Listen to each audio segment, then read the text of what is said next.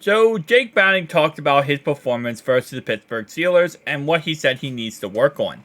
And the big thing he talked about was turnovers. He had 3 turnovers in that game on Saturday. Now, one of them was a red zone turnover, just one, and it was. I watched back the footage, and I still don't know who he was targeting on the play.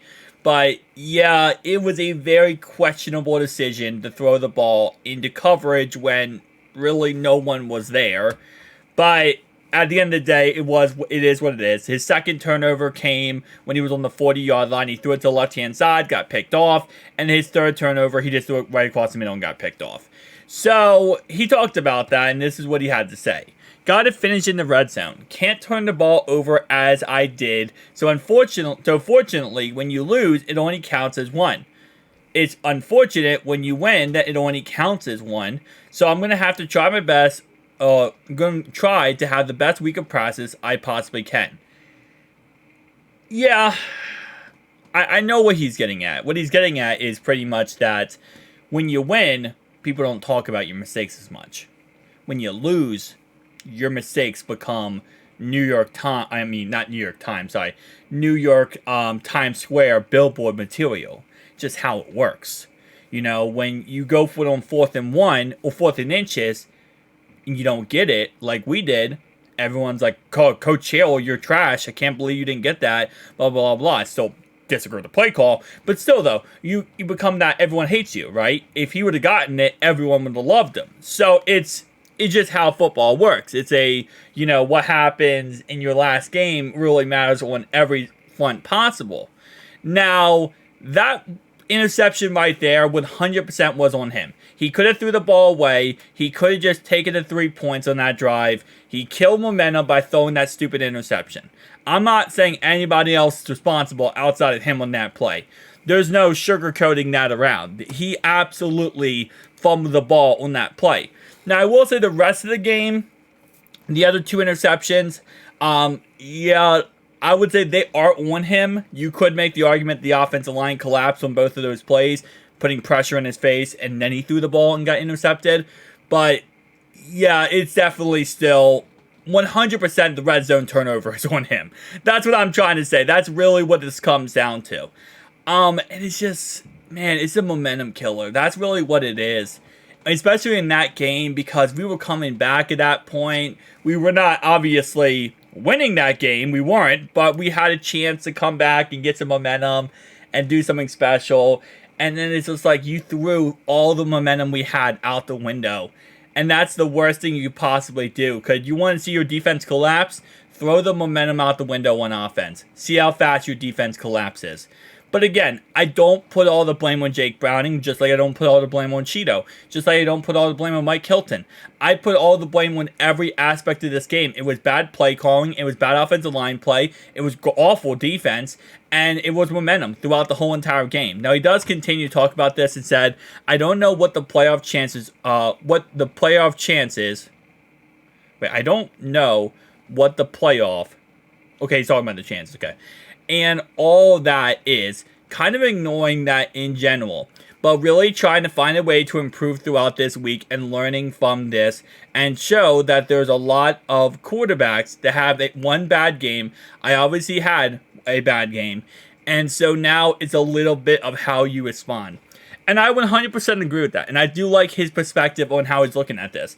He's not trying to be like, okay, you know what? I have to do everything to fix what I did last game. Last game sucked. It does. It really sucked.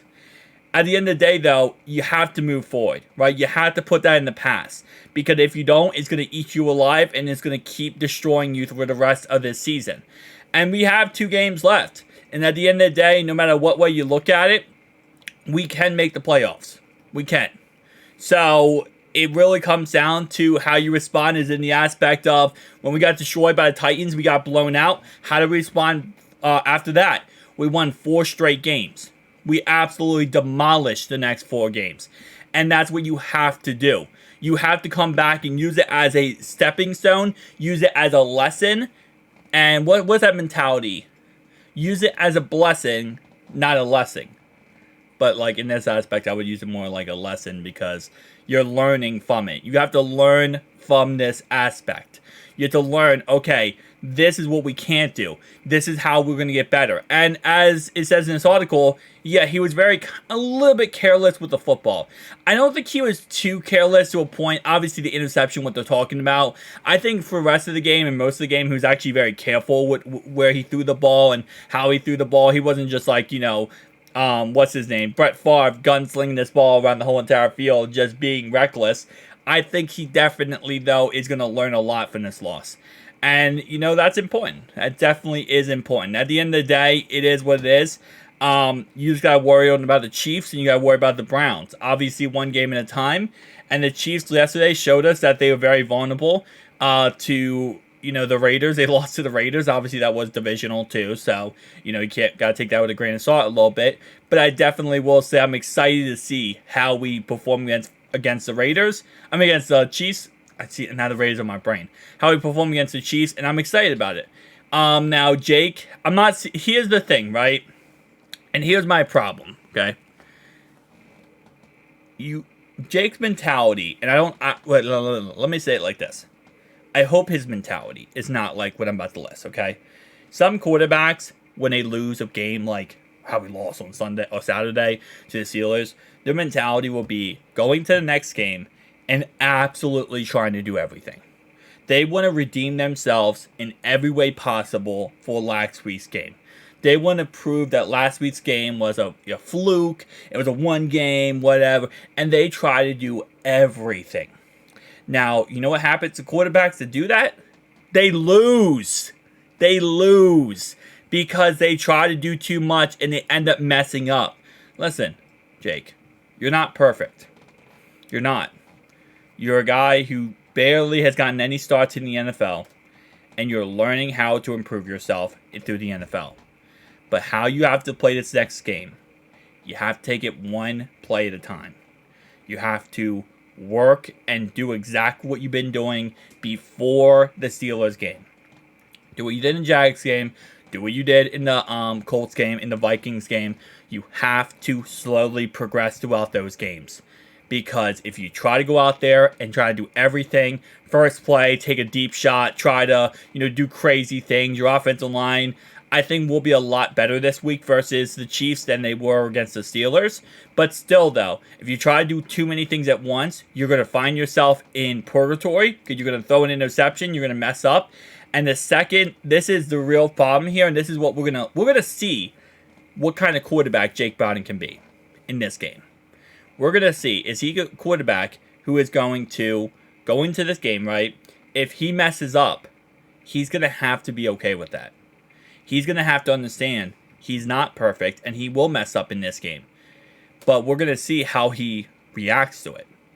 Because some quarterbacks, especially younger quarterbacks, when they come from, an awful loss like that, they go into the next game, try to do everything, and then when they don't get the results that they want, and they mess up again, it almost destroys them. It takes them out of the game mentally. Because then they're like, oh, okay, it's happening again.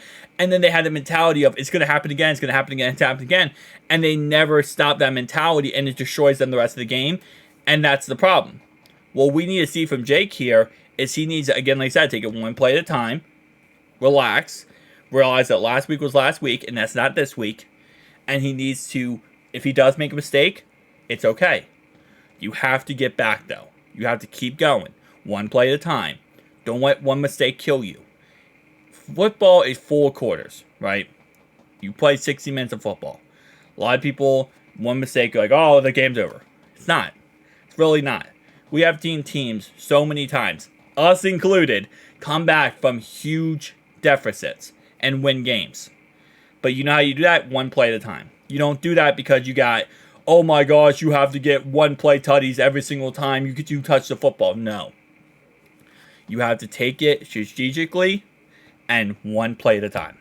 So Jake, my whole thing here and what I want to see from you is not the aspect that I want to see you go out there and, light it up. I would love to see you light it up. Okay, I want to say that one. I would love to see him light it up and go crazy. But I don't want to see him try to play perfect football, make one mistake, and then absolutely downfall himself. That I don't want to see that. I want to see him do what we love and what we have seen him do over the last couple weeks before Pittsburgh game. Just be Jake. Okay? Be Jake. Don't try to be something you're not. Peace out, guys.